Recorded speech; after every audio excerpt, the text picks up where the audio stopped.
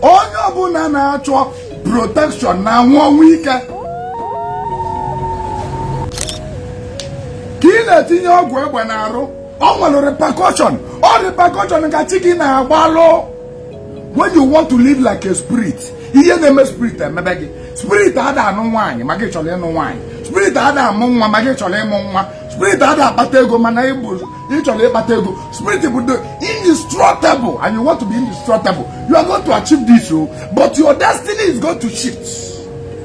So many things in your destiny is going to deny. They are going to deny it because you have chosen to be indestructible. Let me tell you, onye chikwelu ka ọnwụ ga-anwụ, onye chikwelu na egbe ga-agbagbu ka egbe ga-agbagbu, onye chikwelu na aga asụgbu ka ya asụgbu, onye chikwelu na ọgụ ọ na-anụ ka ejigbu ya ka onye ji ọgụ wee nwụ. Are you getting the point? Ọ bụ na Chimekwedoro na egbe ga-agbagbu m, mbọsị ndị bụ egbe pụtara n'ilo bụ anụ nwa ọgụ gbaa onwe egbe. Maka gịnị? Chimekwedoro na egbe ga-agbagbu m ma mee ọma tinye ọgwụ egbe na-arụ.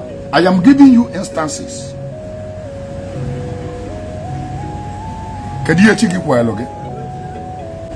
When you want to be indestructible, you are challenging your chi. As you know, you have chi uzo. Amagene, obabu onwe ya n'ọsọ. Ị na-ebulu chi gị ụzọ. Chi gị was able your protector. Let me protect you. I am not going to nchebezi gị. Who are you? Ịma na-aga na mmụọ.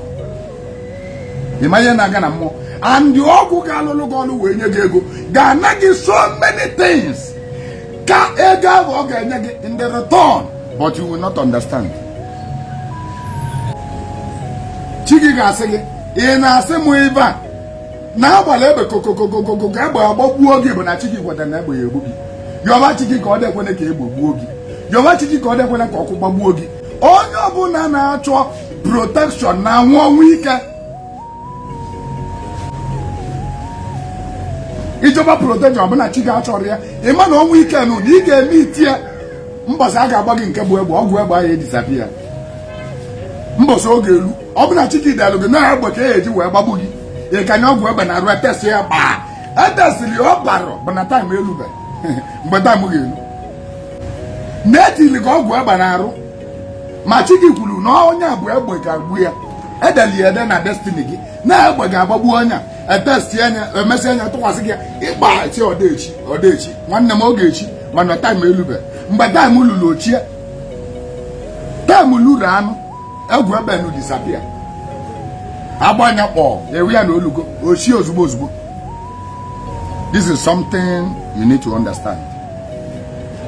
Maka na many of our people obodo ndị nọ na main market ya abịazi sị na ba chọrọ ka ba tinye ọgwụ egbe na arụ. Ị na-etinye ọgwụ egbe na arụ, ị na-eje ya ọgwụ ịma na ọgwụ egbe bụ magic.